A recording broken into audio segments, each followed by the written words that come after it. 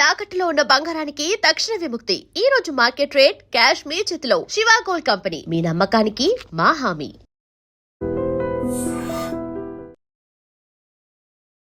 I dream చూస్తున్న ప్రేక్షకులందరికీ నమస్కారం. ద్వాదశ రాశుల వారికి గోచార రీత్యా సెప్టెంబర్ మాసంలో ఏ విధంగా ఉండబోతుందని తెలియజేయడానికి మనతో పాటు స్టూడియోలో ఉన్నారు ఐకానిక్ ఆస్ట్రాలజర్ గట్టుపల్లి సురేష్ బాబు గారు. మాట్లాడదాం. నమస్కారం గురుగారు. జై శ్రీమన్నారాయణ. గురుగారు, కుంభరాశి వారికి సెప్టెంబర్ మాసంలో ఏ విధంగా ఉండబోతుందని తెలియజేయండి. కుంభరాశి అండి, కష్టపడే రాసుల్లో ఉన్నారు అంటే కనుక ఒకళ్ళు కుంభరాశి అని చెప్పొచ్చు అండి. ఎన్నో రంగాల్లో కష్టపడుతూనే ఉంటారు, ఏ రంగంలో అడుగుపెట్టినా కష్టపడుతూ ఉంటారు. వీళ్ళు సీఈఓగా ఉన్నా కూడా కాఫీ ఇస్తూ ఉంటారు అన్నమాట అందరికీ. అంత కష్టపడుతూ ఉంటారు. వీళ్ళకి గర్వం, అలానే యుగోతత్వాలు నేనైతే చూడలేదండి. వీళ్ళ రాశిలో కాదు, వీళ్ళ గోచర ప్రకారంగా కాదు, వీళ్ళ దశాంత దశలు కాదు. వీళ్ళు అపర కోటీశ్వరులైనా సరే వీళ్ళు ఎంతవరకు ఉండాలో అంతవరకు ఉంటూ ఉంటారన్నమాట. కాబట్టి ఎప్పుడూ కూడా ఆ స్థానంలోనే ఉంటారు వీళ్ళు. ఎక్కడా కూడా ఆ గౌరవం పోగొట్టుకోరు. పేరు ప్రఖ్యాత, హోదా, డబ్బు ఎన్ని పోగొట్టుకోరు అన్నమాట. అలా స్థాయిలోనే ఉంటారు వీరు. మనుషులు దూరంగా ఉన్నా కూడా ఎదుటి వాళ్ళ దృష్టిలో వాళ్ళకి ఒక స్థాయి ఉంటుంది. ఆ స్థాయిని ఎప్పుడు కోల్పోరు వాళ్ళు. అదే కుంభరాశి వాళ్ళు. అలా ఉండేవాళ్ళు కుంభరాశి వాళ్ళు. జెన్యూన్గా ఉండేటువంటి వాళ్ళలో ఒకళ్ళగా ఉంటారు కుంభరాశి వాళ్ళు. అందరితో కలిసిబడిగా ఉంటూ ఉంటారు. మనసులో ఒకటి పెట్టుకొని బయటకు ఇంకోలా మాట్లాడే వ్యక్తిత్వం కూడా వాళ్ళ దగ్గర ఉండదు. కాబట్టి అందరికీ సైన్యం ఉంటుంది. అందరి దగ్గర డబ్బు ఉంటుంది, వీరి దగ్గర సైన్యం ఉంటుంది అనమాట. కాబట్టి ఆ జనాన్ని, మనుషుల్ని దగ్గర చెంత తెచ్చుకోవాలంటే ఒక కుంభరాశి వాళ్ళకి సొంతం అని చెప్పొచ్చు. అలాంటి రాశి వాళ్ళకి ఈ సెప్టెంబర్ మాసంలో కూడా మంచి పనులు కానీ, నడవడిక కానీ, నేతృత్వం కానీ బాగానే ఉంటుందని చెప్పొచ్చు. కొత్త రకమైన పంటలు పండించుకునేందుకు అనుకూలంగా ఉండేటువంటి మాసంగా మనం ఈ యొక్క సెప్టెంబర్ మాసం అని కూడా చెప్పొచ్చు. భాద్రపద మాసం, సెప్టెంబర్ మాసం అని చెప్పొచ్చు. అందులోనూ ఆ శ్రావణ మాసం 10వ తారీఖు వరకు ఉంటుంది. పంట మూలు పండించేవాళ్ళు కానీ, కొత్త రకం పంటలు వేసేవాళ్ళు కానీ 10వ తారీఖు లోపు కనుక వేసుకుంటే కొంచెం మేర వీరికి బాగుంటుందని చెప్పొచ్చు.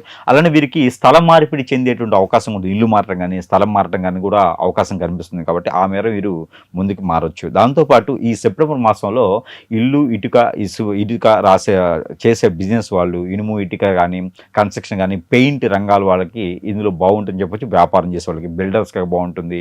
కన్స్ట్రక్షన్ రంగాల్లో, ఆర్కిటెక్చర్స్ రంగాల్లోనూ ఇలాంటి వాళ్ళందరికీ కూడా చాలా అద్భుతంగా ఉంది. రియల్ ఎస్టేట్ చేసే వాళ్ళందరికీ కూడా చాలా బాగుందని చెప్పవచ్చు. మళ్ళీ కూడా మనకి టైం వచ్చేసింది, మనం పుంజుకున్నాం అనేటువంటి విధంగా అయితే వెళ్ళిపోవచ్చు. కానీ సెప్టెంబర్ 5వ తారీఖు తర్వాత ప్రయత్నాలు చేసుకోవాలి. వాటన్నిటికీ కూడా రియల్ ఎస్టేట్ రంగం కూడా బాగుంది. రైతులుగా మాత్రం బ్రహ్మాండంగా ఉందని చెప్పొచ్చు.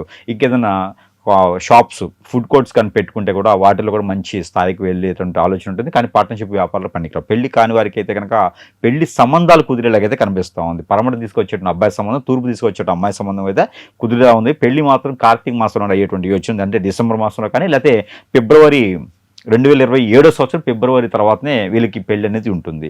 కాబట్టి ఒకసారి కూడా కాని వాళ్ళకి మాత్రమే. ఇక పెళ్ళి అయి ఉండి పిల్లలు పుట్టాలనుకుంటే కనుక ఈ శ్రావణ మాసంలో మనకి ప్రయత్నం చేసుకోవచ్చు. భాద్రపద మాసంలో కూడా వీరు ప్రయత్నం చేసుకోవచ్చు. అలాగే వీరు ఇంకా మంచి ఫలితాల కోసం ఎటువంటి పరిహారాలు చేసుకోవాలి? కుంభరాశి వారండి ఎలాంటి పరిహారం చేసుకున్నా కూడా వీరికి బాగానే ఉంటుంది, అద్భుతంగానే ఉంటుంది. కాబట్టి ఎలానో ఇప్పుడు వీరికి భాద్రపద మాసం వచ్చింది. భాద్రపద మాసంలో వినాయక చవితి చేస్తారు. వినాయక చవితి పర్వదినాలు అయితే కనుక కొన్ని రకాల పరిహారాలు చేసుకుంటే వీరికి బాగానే ఉంటుంది. కానీ వీరికి ఏంటంటే కనుక 6వ రోజు కానీ, 9వ రోజు కానీ, లేదా 8వ రోజు అయినా పర్వాలేదు, ఈ యొక్క ఒక్క రోజు కనుక వీరు ఒక రవ్వ లడ్డూలని దొరుకుతాయి మనకి. ఎలా ఉంటాయి అంటే బాంబే రవ్వ ఉంటుంది కదా, ఈ బాంబే రవ్వ, పాలు, షుగర్తో చేసేటువంటి రవ్వ లడ్డు ఉంటాయి. ఆ రవ్వ లడ్డుని స్వామివారికి నైవేద్యం పెట్టడంతో వీరికి ఆరోగ్య సమస్యలు కుదురు పడుతూ, మైండ్, మనస్సు కేంద్రీకృతమేసి ప్రశాంతమైన వాతావరణం లభ్యపడుతూ, టెన్షన్స్ కానీ, లేకపోతే ఆందోళన కానీ, చికాకు కానీ ఇవన్నీ కూడా తొలగిపోయేలాగా ఎక్కువ అవకాశం ఉంటుంది. కాబట్టి రవ్వ లడ్డులు స్వామివారికి నైవేద్యం అనేది పెట్టాలి. ఈ పెట్టడంతో వారికి మంచి జరుగుతుంది. ఇంకా అవసరమైతే పట్టు వస్త్రాలు సమర్పించుకుంటే సరిపోతుంది. 9వ రోజు నిమజ్జనంలో అందరూ కూడా పాల్గొంచుకుంటూ ఉండాలి. అలానే వీరికి మంచి గణపతి అని ఉంటుంది అనమాట. మంచి గణపతి అంటే కూర్చునే దగ్గర అలానే కూర్చుని పోతారు, సిట్రైట్గా కూర్చుని పోతారు. అంటే ఈ సిద్ధి గణపతి లాగా మంచి గణపతి అని ఉంటుంది. ఈ మంచి గణపతిని తీసుకొచ్చుకొని స్వామివారికి ఆరాధన చేసుకుంటూ కనుక చాలా మంచి జరుగుతుంది. అలానే రాతి గణపతి కూడా వీరికి ఆరాధ్యంగా బాగానే ఉంటుంది. బ్లాక్గా కానీ వైట్గా ఉండేటువంటి రాతి గణపతి కూడా తెచ్చుకొని పూజించుకోవచ్చు. అన్ని రకాల కూడా ఇబ్బంది లేకుండా ఉండేందుకు ఆస్కారం ఉంటుంది.